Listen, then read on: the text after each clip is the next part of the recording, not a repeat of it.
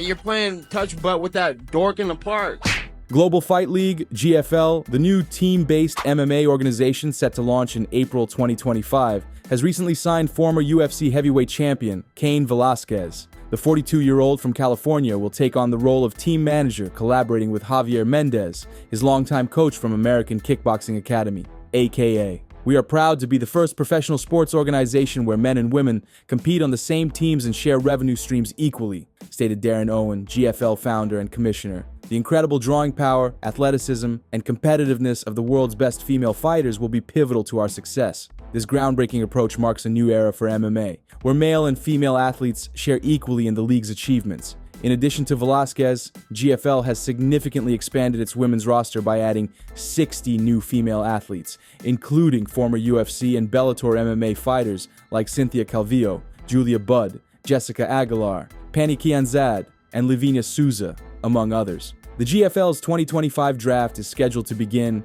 in less than a month. Velasquez, with a professional record of 14 wins and 3 losses, last fought in early 2019 when he was knocked out by Francis Ngannou. Besides his MMA career, Velasquez has also ventured into part-time luchador performances. However, he is currently facing legal challenges after pleading no contest to attempted murder charges late last year. His sentencing later this month could potentially affect his role as a team manager for GFL. Michael Bisping admitted he lied to the athletic commissions towards the end of his career. Following his devastating knockout loss to Vitor Belfort in 2013, which resulted in a detached retina, Bisping fought the last 11 bouts of his career, including his middleweight championship victory over Luke Rockhold at UFC 199, with effectively one eye. During a recent episode of the Jaxxon Podcast, Quinton Rampage Jackson questioned Bisping on how he managed to secure approval from athletic commissions to continue competing. "I just lied my ass off in every test," Bisping confessed. "I even had a little code system with my coach Jason Perillo. I would somehow pass the initial tests, but even on fight day at the weigh-ins, the commission would check my vision again. I was always scared of what they might say because I didn't have my glass eye back then. It was just a few years ago and my eye looked bad. You could clearly see it wasn't healthy. I thought all they had to do was cover that eye and ask, how many fingers? And I'd be done for. So every training camp, the fight itself was the easy part, because I was more terrified that I'd invest all this money and effort, travel to wherever the fight was, only to be pulled from the fight the day before. The stress was immense. When I passed the weigh-ins, I felt a huge relief, thinking, oh my God, I can fight now. I'm good, I'm happy. Now I just need to go out and fight. I don't really care about the fight itself anymore." Bisping managed to win 7 out of his final 11 fights post-injury, including a successful title defense against Dan Henderson at UFC 204, 4 months after claiming the belt in 2016. He lost the title 13 months later to George St. Pierre at UFC 217 in November 2017.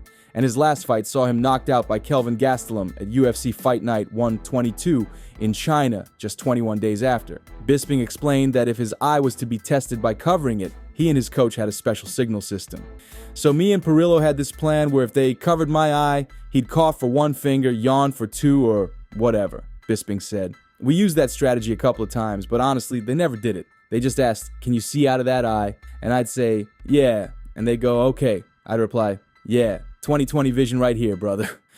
Conor McGregor keeps stirring up excitement with hints at a boxing match against Logan Paul in India, but one UFC Hall of Famer is skeptical about the entire narrative. After debunking rumors about his UFC comeback, McGregor stunned fans by announcing he was in negotiations for a bout with Paul, backed by the Ambani family, spearheaded by Asia's richest man, Mukesh Ambani. Reports then circulated that McGregor could be looking at a staggering $250 million for this match, but Chael Sonnen isn't convinced. He is claiming that he is going to get $250 million to go box Logan Paul in India for a billionaire investor who wants to bring attention and tourism to India, Chael Sonnen remarked on his YouTube channel.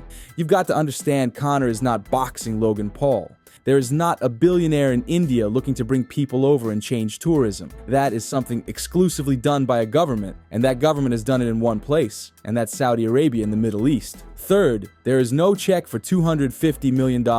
He kind of went right down a list of joking. He's kidding. You're not supposed to believe any of that to be true. Sonnen's skepticism is based on the precedent set by Turki Al-Sheikh of Saudi Arabia, who has invested heavily in bringing high-profile boxing matches to his country to boost tourism. However, Ambani is no stranger to sports investment, as he owns the Mumbai Indians cricket team in the Indian Premier League and founded the Indian Super League for soccer. Despite this, Sonnen doubts that Ambani would invest such a massive sum for a fight that wouldn't significantly enhance his public profile or financial status. One thing about a billionaire that is willing to spend that money for whatever the reason is he's one of the people that don't like being unknown, Sonnen explained. And I will tell you this, if you are really rich but you don't have fame, that bothers them. The only thing worse is to be really famous and not to be rich. So if there was somebody handing out $250 million checks, he's not going to an Irishman under contract with the UFC, an American under contract with the WWE, bring them to India, and walk around known as Rich India Dude. He is going to give you his name every chance that he has. That is the commodity he is getting in exchange for the ridiculous sums of money. While Paul's WWE contract doesn't restrict him as much as McGregor's UFC deal, the latter's contractual obligations with UFC make any external fight a complex affair. All these factors lead Sonnen to dismiss the possibility of McGregor versus Paul happening in India in 2025. There's no truth, Sonnen concluded. There's no India New Boxing League. There's no Conor and Paul. There's no $250 million. There was no part of the story that was true.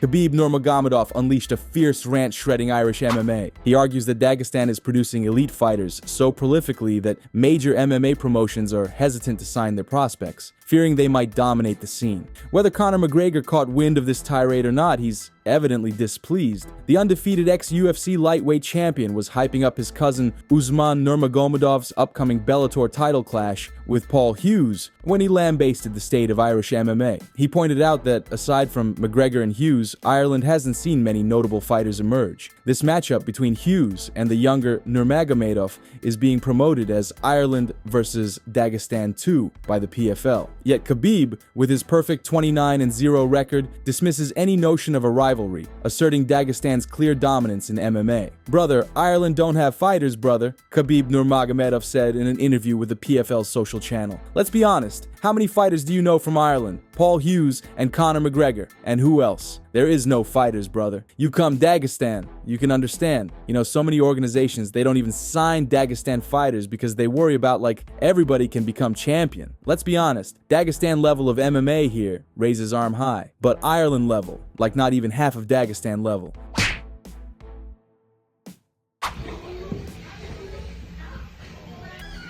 Oh, good boy, good knee.